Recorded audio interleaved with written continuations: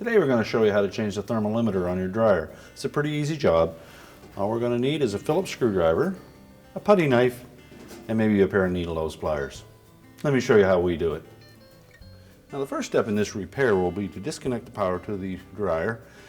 Simply pull the plug if it has one on it. If it's a direct wired dryer, then you'll need to locate the fuses or circuit breakers and turn those off. Next we'll remove the main top. There's a couple of spring clips in about 2 inches on either side. So with a putty knife, we'll locate those, depress them, lift up on the lid.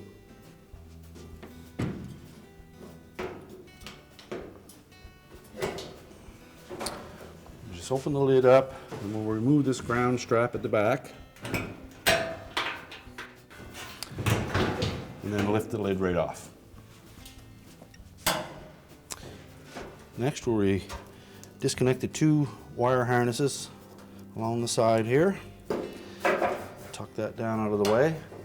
There are 2 Phillips screws that are located about 4 inches down on either side that hold the front panel to the cabinet. So we'll remove those.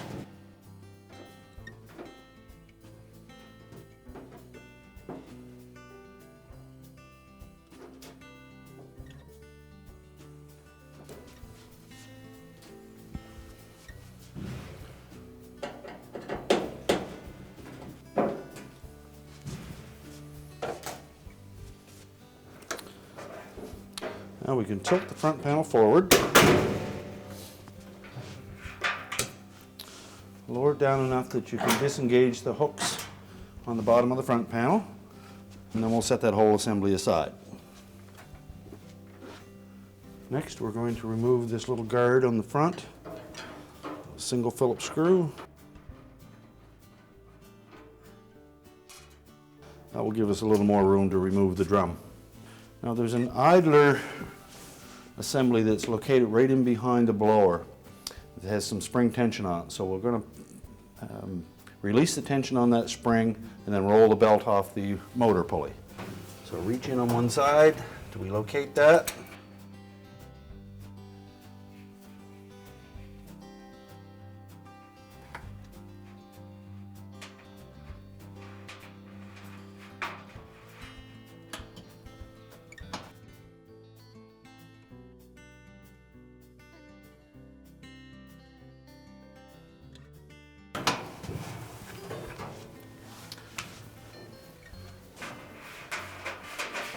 Next, using the belt, we'll lift up on the back of the drum to disengage the bearing.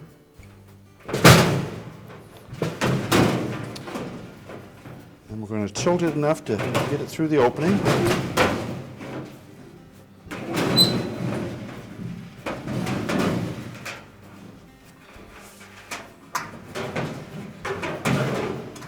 And then we'll set the drum assembly aside. Now that we have the drum out of the way, we have access to the thermal limiter. So with a pair of needle nose pliers, we'll pull the 2 wires off. And then with a Phillips screwdriver, we'll remove the 2 screws.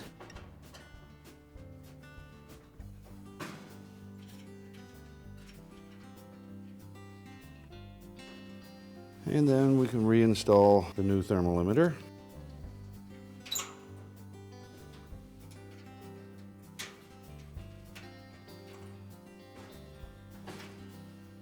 Make sure these screws are tight and are holding that limiter to the cabinet. Next, we'll check the fit of those 2 wires to make sure the terminals are nice and tight, and if they're not, use a pair of needle nose pliers and squeeze them a little tighter.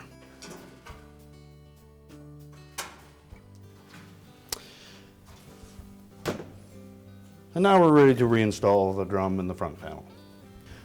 Now we're ready to reinstall the drum. We'll fit it through the opening.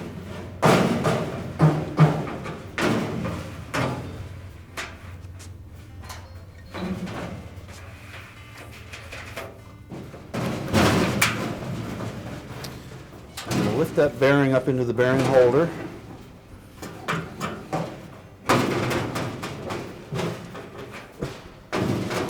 Push it down into place. Line the belt up roughly where it belongs. You'll see some marks on the drum. And then we need to wrap the belt around the idler pulley and the motor. Now there is a spring that puts tension on that idler pulley that is connected to the motor bracket, and we'll give you a close-up shot of that so you'll see where it connects in case you dislodge it.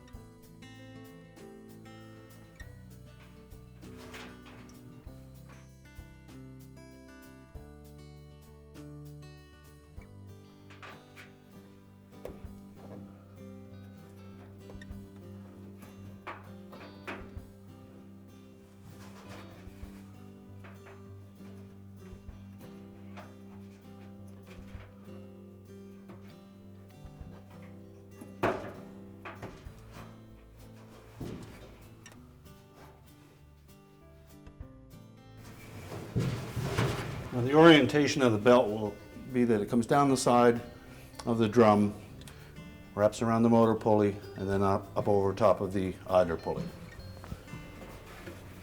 And when we rotate the drum, you should see the blower fan moving. Now we're ready to put the front panel back on. I want to make sure that we engage the slots on the bottom of the front panel with the two little tabs on the cabinet.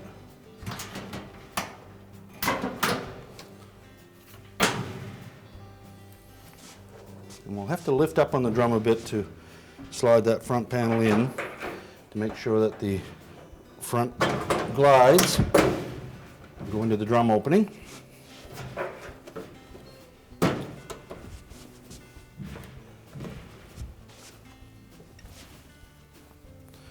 Next, we'll reinstall those two Phillips screws, one on either side.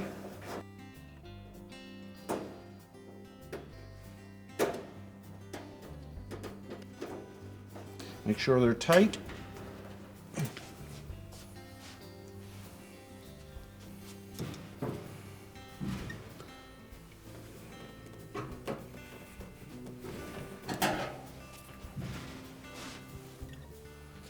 And next, we'll reinstall the guard for the drum.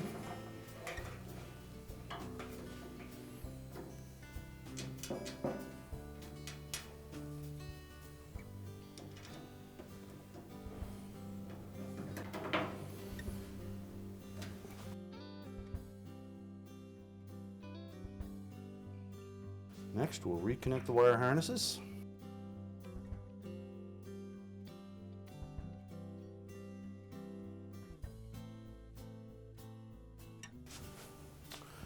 And now we're ready to put the main top on. Simply locate the slots in the back of the main top, slide them over the hinges. Remember to reconnect the ground strap. You can pinch it closed to make sure it has a nice tight fit.